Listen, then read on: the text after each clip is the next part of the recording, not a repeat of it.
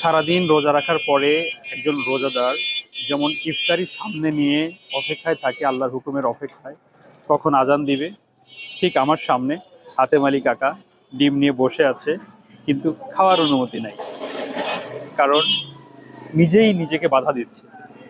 কাকা কেমন আছেন? ভালো আছেন না? আহ কয়টা পর্যন্ত থাকেন?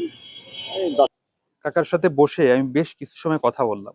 কথা বলার এক পর্যায়ে কাকাকে আমি জিজ্ঞাসা করলাম, কাকা, বেঁচে যাওয়া ডিম কি আপনি খান? কাকা আমাকে উত্তর না দিয়ে প্রসঙ্গ ঘোরালেন। তখন আমার আর বুঝতে বাকি রইল না। কাকা যে উত্তরটা অবশেষে দিল, আপনি শুনলে অবাক হবেন। কাকা আমাকে বলল, একটা ডিম খেলে 4টা ডিম বিক্রি করলে তবেই একটা ডিমের দাম হয়। তার মানে বুঝতে পারছেন? তার মানে বুঝতে পারলেন হাতেম আলী কাকার সামনে সাজানো ডিম থাকা সত্ত্বেও কাকা কেন ডিম খায় না।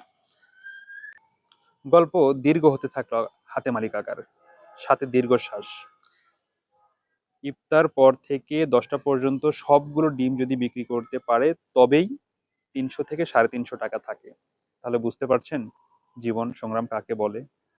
আপনি যখন সাধারণ মানুষের সাথে কথা বলবেন, খেটে খাওয়া মেহনতি মানুষের সাথে কথা বলবেন, আপনি দেখবেন জীবন কাকে বলে, জীবনের আসল রূপ কেমন।